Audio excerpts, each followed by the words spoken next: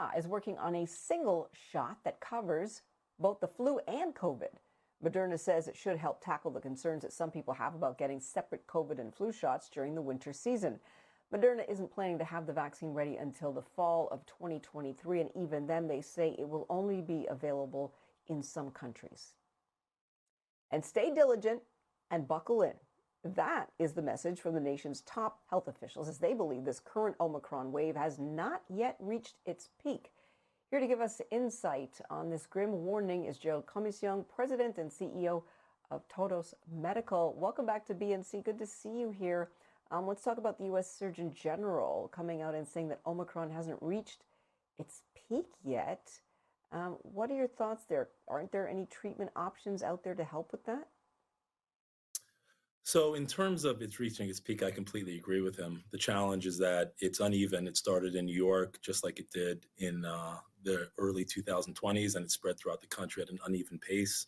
It's spreading faster, but the unevenness remains, and that's going to continue. In terms of treatment options, we know, earlier treatment is better.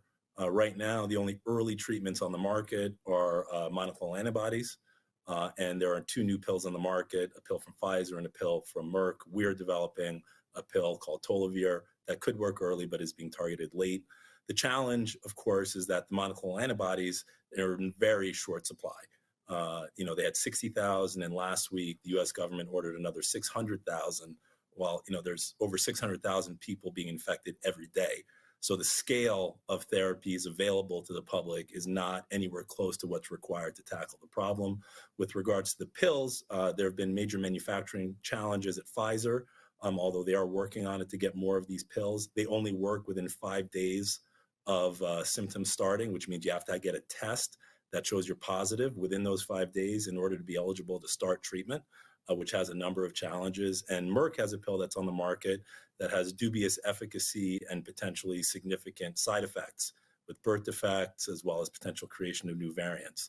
So the treatment options are quite limited.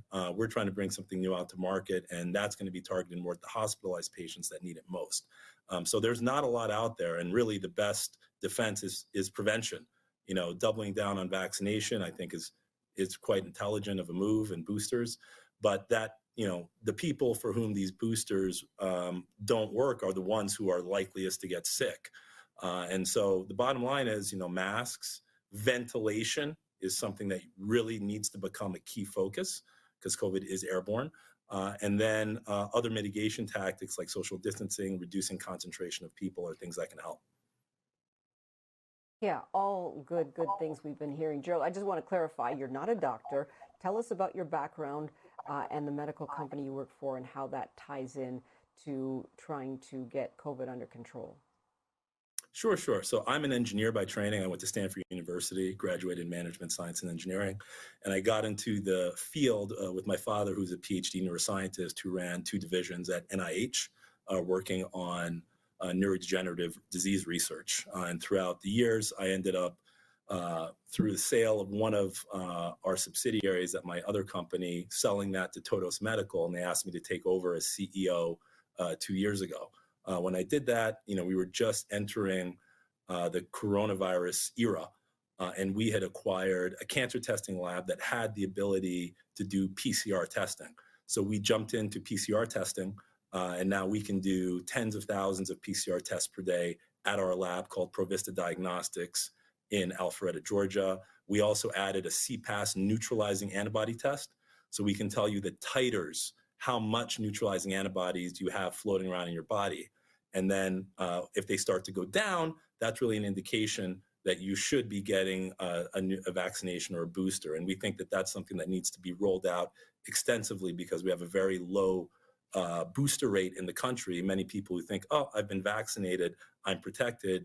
The reality is your T cells are not primed. You don't have a lot of neutralizing antibodies, and you should get that booster.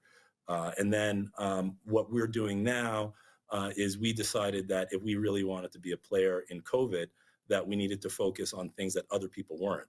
We decided to focus on the 3CL protease. Todos is a Israeli company originally, although we've opened up here in the US now. And through our connections in Israel, we identified a collaboration with Dr. Dorit Arad, who's been working on coronaviruses for 30 plus years and discovered the 3CL protease, which is basically what allows the virus to cut itself, identified a test that we have now created. It's a lab-based test that we're going to be making point of care to be able to identify the disease earlier and really track infectiousness, which is a big challenge for a quarantine release. And then she also identified natural compounds that actually stop the virus from replicating, 3CL protease inhibitors. This is the exact same mechanism as Pfizer's drug Paxlovid that showed a very, very strong efficacy when it got approved by the FDA. We have a phase 2 clinical trial that's going to be reading out on January 27th in the hospitalized patients, because our drug is not only a 3CL protease inhibitor, it also stops the cytokine storm. And so that combination is really So what's needed Gerald, to stop the cycle. yeah, all of what you're saying sounds fascinating, and you definitely have a good understanding of this. But what happens in terms of getting FDA approval? What type of authorizations do you have to get? It sounds like you're working on some promising things, but what's the reality of getting this to people who need it if indeed your trials are successful? Well, first thing is we're targeting Israel, where obviously they've been way ahead of the curve in terms of what's going on in COVID. So the trials in Israel right now, it's at a hospital called Shari Tzedek in Jerusalem, and that is the focus. Once we get that data, we will be applying to the FDA for an IND and for emergency use. The FDA may ask us for some additional studies. However, other jurisdictions, like in Greece, where we have a partner, and other areas that have a significant need for hospitalized treatments, we expect that we're going to have a faster route to market. So we are right now, we've been reached out by several governments who are awaiting that data. Once we have that data and we make it public, then we will be aggressively pursuing authorizations throughout the world, including the US. And given the need for new treatments in hospitalized patients, those are the patients for whom the other treatments haven't worked. If ours does work, we think, especially with the biomarker data, the not just the clinical data, which you say, maybe, I'm not sure, but really the biomarker data that shows people are getting better, we think that will have a big impact on how governments view our therapy, and it could accelerate the path to market. Well, Gerald, all of that is very exciting. Keep us posted. Good to know that there's African Americans who are involved in that space. Thank you so much for joining us today. And the Census Bureau